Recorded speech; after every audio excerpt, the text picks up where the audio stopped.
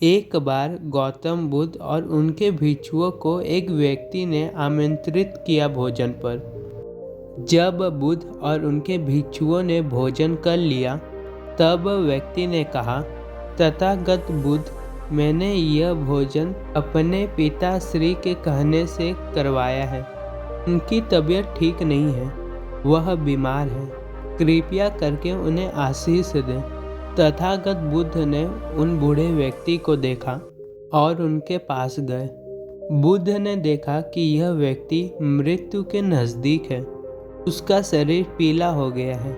अगर बुद्ध की जगह कोई और होता तो उस व्यक्ति को जीने का साहस देता, कहते कि तुम डरो मत, तुम ठीक हो जाओगे, ईश्वर पर विश्वास रखो, अभी जिंदगी जीना बाकी है। लेकिन तथागत बुद्ध ने बहुत कड़वे वचन कहे, और ज़्यादातर कड़वी चीज़ ही बीमारी की दवाई होती है। बुद्ध ने उस बूढ़े व्यक्ति को देखा और कहा, अरे उपासक, तुम्हारा शरीर पीले पत्ते की तरह हो गया है, मृत्यु तेरे पास खड़ी है, तू अब यहाँ से जाने के लिए तैयार हो। तुम्हारे पास कुछ पुण्य भी नहीं है कि जब तुम मरोगे तो वह तुम्हारा सहायता करेगा।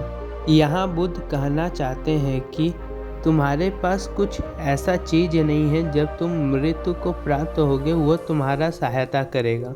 यहाँ बुद्ध ये भी कहना चाहते हैं कि तुम बड़े सफ़र में जाने वाले हो, जिसका तुम्हें पता भी नहीं है, ना ही तुम्हारे पास कुशल कर्मों का कटोरा है जो तुम्हारे सफ़र में सहायता कर सके।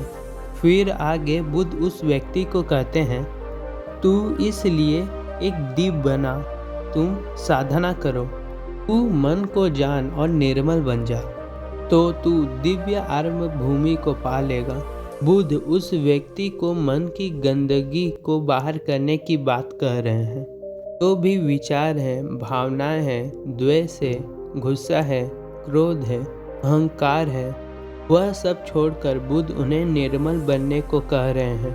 क्योंकि मरता व्यक्ति कम से कम दो भावनाएं साथ लेकर मरता है। एक तो है अफसोस, क्योंकि मरते समय हम देखते हैं कि इतनी बड़ी जिंदगी यूं ही व्यर्थ चली गई। इसे भी हमने समझा था कि यह घर, दौलत, पति पत्नी सिर्फ मेरे हैं, क्योंकि मेरा तो कुछ भी नहीं था। जिन चीज़ों के लिए पूरा जीवन खर्च कर दिया, वह सब चीज़ें अब छूटती जा रही है।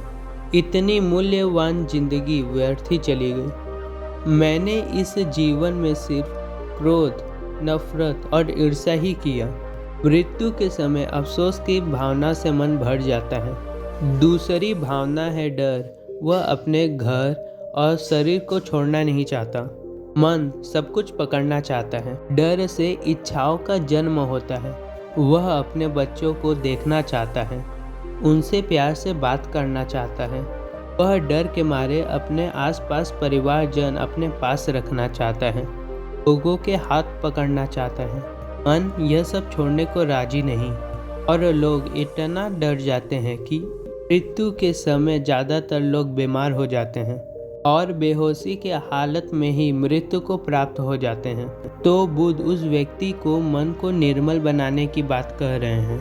अब आगे तथागत कहते हैं कि अब तुम्हारी आयु हो चुकी है, तू मृत्यु के निकट पहुंच गया है। अब तू अपने लिए दीप बना, साधना कर, मन को साफ कर, निर्मल कर। इससे तू जन्म, बुढ़ापा और मृत्यु के बंधन में नहीं पड़ेगा। कितनी अजीब बात है ना कि हम पूरी जिंदगी जैसे जीते हैं वैसे ही मरते हैं। हम पूरा जीवन झूठ में जीते हैं और झूठ में ही मरते हैं। हम एक बार भी सत्य को नहीं समझते कि एक ना एक दिन हम लोग मृत्यु को प्राप्त हो जाएंगे।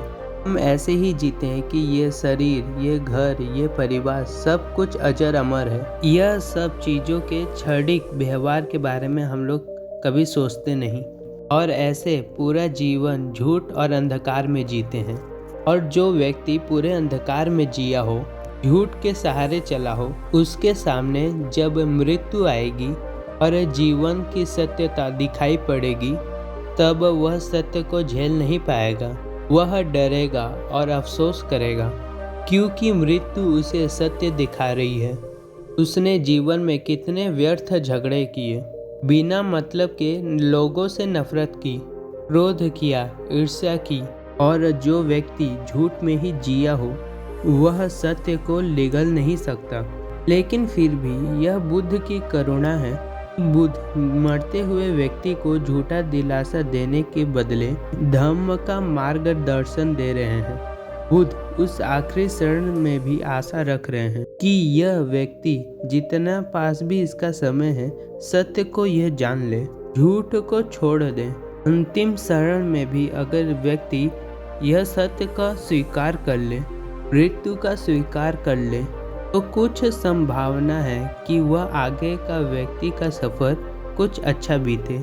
मेरा सभी से निवेदन है कि उस परीक्षा की तैयारी करो जो होने वाला है, जो जीवन के अंत में आएगी।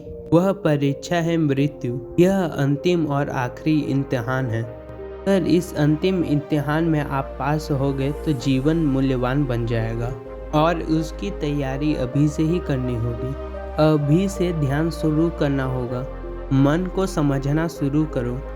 मन को शून्यता में स्थिर रखने का प्रयास करो, तो जब भी वह अंतिम परीक्षा आए तो तुम डरो नहीं। अब अफसोस मत करो, तब तुम्हें पता है कि मन को स्थिर कैसे रखें। वरना सभी लोग डर और भय से मृत्यु को प्राप्त हो जाते हैं और जीवन व्यर्थ जाता है। जागरूकता से जियो, जागरूकता से इस बड़े जीवन को देखो।